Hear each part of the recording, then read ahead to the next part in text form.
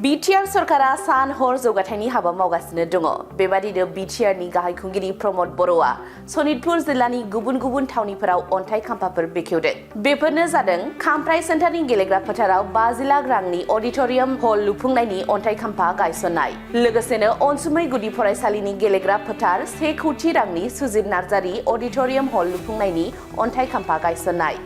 दैमालु गेजेर फरायसालि बेखौ 12 लाख रांनि थाखो खथा लुफुंनाय, 1 नं सान्थिपुराव 11 लाख रांनि कमिउनिटि हल लुफुंनाय,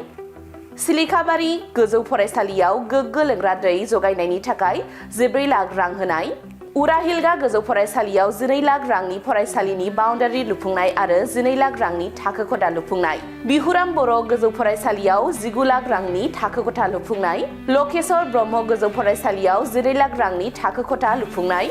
अनसुमै गोजौ फरायसालियाव थाखो खथा लुफुंनो 12 लाख रां होनाय, सनितपुर जिल्ला बाथौ थानसालि लुफुंनो थाखाय 30 लाख रांनि अनसुंथाइ होनाय, लोगोसेनो लाल बाहादुर शास्त्री गोजौ फरायसालियाव थाखो खथा लुफुंनो थाखाय 12 लाख रांनि अनसुंथाइ होनाय। बिटिआरनि गाहाय खुंगिरि प्रमद बर'नि दैदेननाय सरकारा सनितपुर जिल्लानि गासै 11 थावनिफोराव गुबुन गुबुन बिथिंनि बानायनो गोनां फसंथानफोरनि अन्थाइ खाम्फा बेखेवनानै होयो।